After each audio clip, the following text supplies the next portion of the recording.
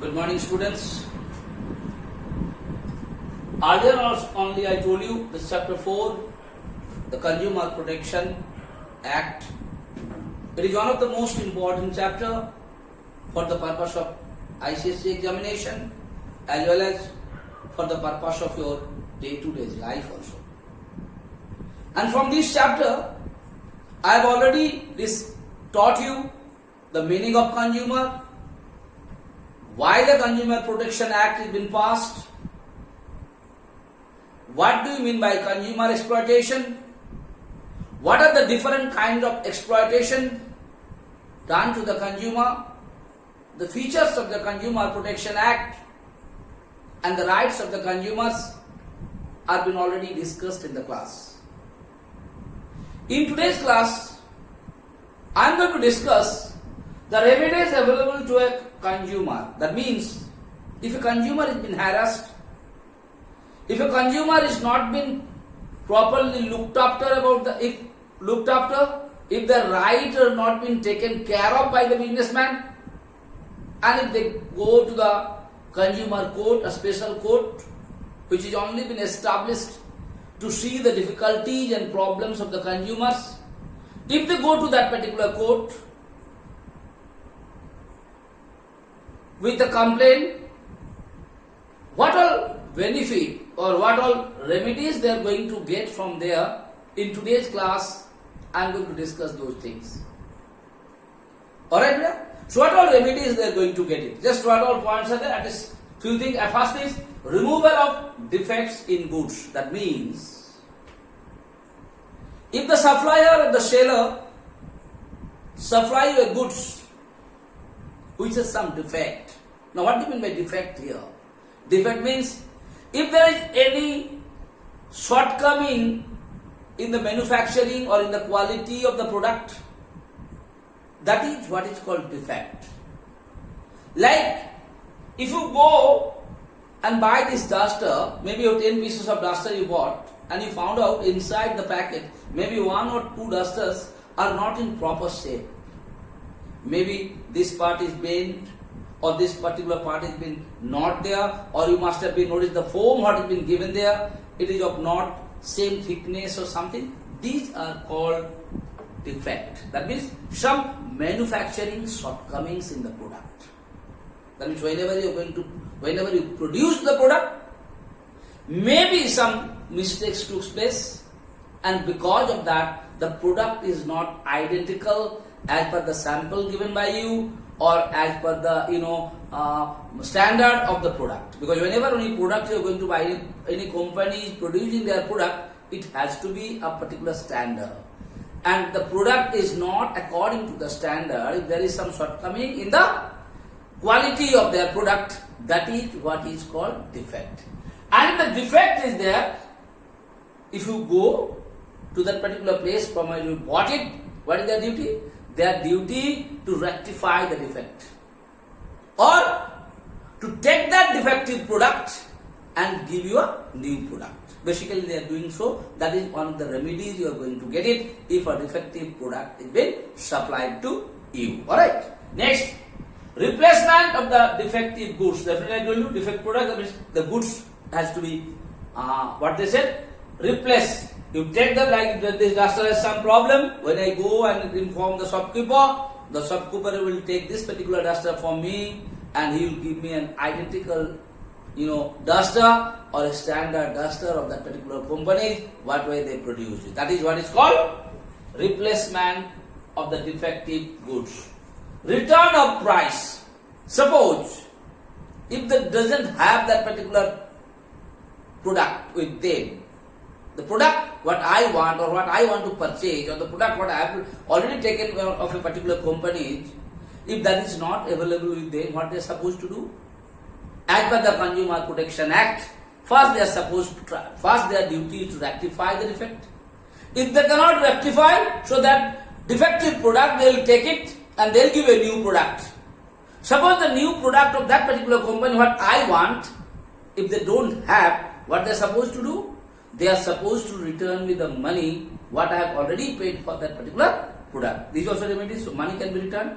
Next, payment of return to the price. Next one, payment of compensation for any loss.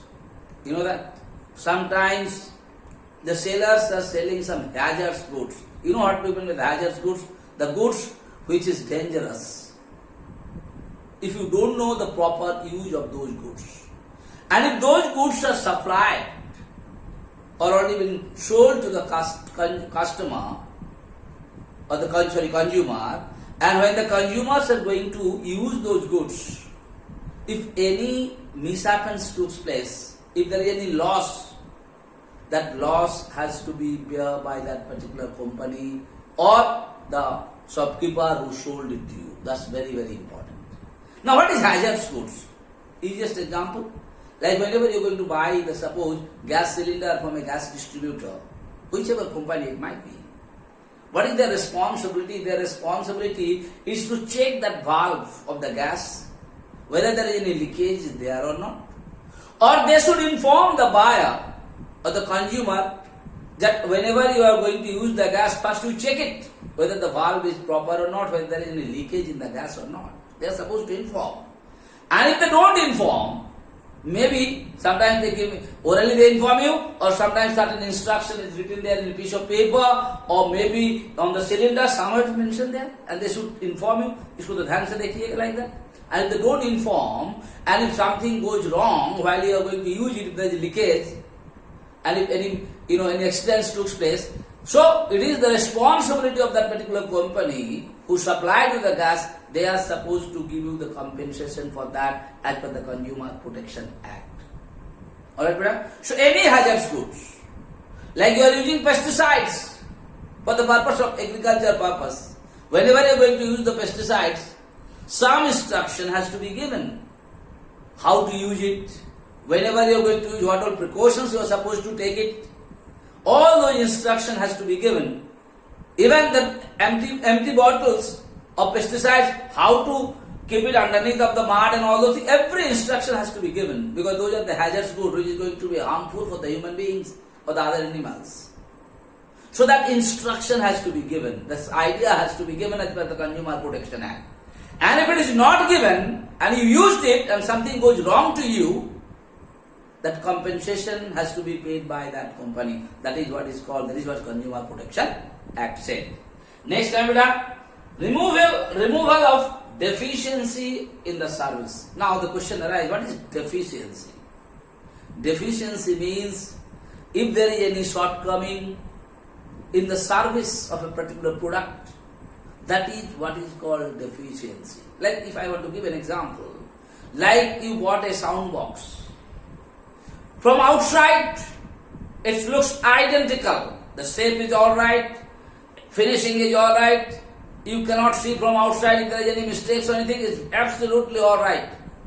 But when you got it to the home and you are going to use it, you must have been noticed that the proper sound is not coming. This one, the sound fat jata hai or something you are saying about. If this kind of things come, that is what is called deficiency. That means in its service, from outside you cannot see anything. But while you are going to use it, you found out there is some shortcomings into it. That is what is called deficiency, which you cannot see from inside. Like you got a TV, it's identical, everything is absolutely alright. When you got the TV, when you started using it, you found out that the sound, even if you are increasing the sound, the volume is not increasing. So this is what is called a deficiency in it. When you are using it, in the service is not identical. As per the standard, the service is not there. That is what is called deficiency. And if there is deficiency, what is supposed to do? What remedy? That deficiency has to be rectified. It has to be rectified. Or you have to remove that particular goods and the new goods has to be given to you. That is what is called the remedies in this. And next time, discontinue the restricted trade practice. Discontinue the restrictive trade practice. Now what do you mean by restrictive trade practice? Very important. Restriction. What is restriction? It was there earlier, because consumers were not knowing about their rights. The Consumer Protection Act was not there in the country. So the businessman were harassing the consumers. What way? Like easiest example, it was always happening. I have seen even myself. Whenever I have been there to buy a gas cylinder, the supplier said, you have to take a oven from me also. If you don't take the oven, I am not going to give you the gas cylinder. I am not going to supply you the gas. This is called the restriction. That means you are giving some pressure to the consumer. ये खरीदिएगा तभी आपको वो देंगे. Like चाय खरीदिएगा तभी आपको चीनी देंगे. Sugar I'll supply you. Like there's some restriction you put onto that. Alright? किताब खरीदिएगा तो साथ में बैगो खरीदना है. Otherwise I'm not going to give you the books. This is a kind of restrictive trade practice.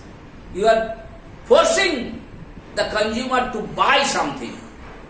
So now the Consumer Protection Act said, no, you cannot do it. You cannot restrict the consumer to buy something. It is their wish. It is their will. Whatever they want, they buy. Whatever they doesn't want, they cannot buy. You cannot force them. That is what is called restrictive trade practice. And because of the Consumer Protection Act, now that restrictive trade practice has been gone, and you got some remedies. There is some shopkeeper cannot force you to buy something. Next camera, not to sell hazardous goods. I told you, the goods which is harmful to you, the goods which is harmful for the society, the goods which is harmful to each and everyone. That's goods publicly they cannot sell to each and everyone. Any goods which is harmful for the society, which is harmful for you, me, and everyone. Those kinds of goods, they are not supposed to sell it to the general public. Understood? Like simple example I am giving to you. Like, sometimes people are having the medicine. Those who are less, what I'm telling you, sleeping pill or something like that you say. If you go to the medicine shops to buy, they will not give you the sleeping medicines. Why? Because this is a hazardous good. Because you have too much, it is going to harm you. So they can only give you if you have a prescription from a registered medical practitioner. This is what is called, not to sell the hazardous goods. Anything harmful to you.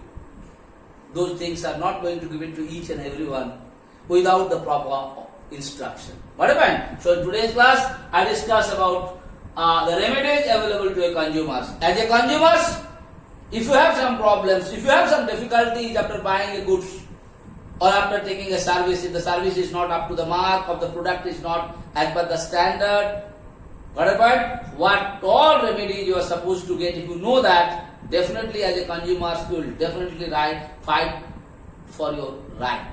You will fight for your right. You will go to the consumer court and will say, this is my right, I am supposed to get it, and I never got it, you are going to fight for it. Sorry. You are going to fight for that. Okay, so this is the remedy I discussed. Then two things I told you, what is defect and what is deficiency. Sometimes question ask you, so what is defect? I told you, any fault or shortcomings in the quality, purity, or the standard. When the goods is supposed to be produced as per the standard, if it is not being produced as per the standard, if there is any shortcomings or if there is any problems, that is what is called defect. On the other hand, deficiency, any fault or shortcomings in the performance. I had already given you the example. From outside you cannot see it. But when you are going to use it, in its performance you will notice it is not up to the mark as per the standard. That is what is called deficiency. I already discussed about the defect and deficiency with the practical examples. So please understand what all remedies as a consumer you are supposed to get it. And if you know it, definitely you ask for it. So thank you so much for today's class.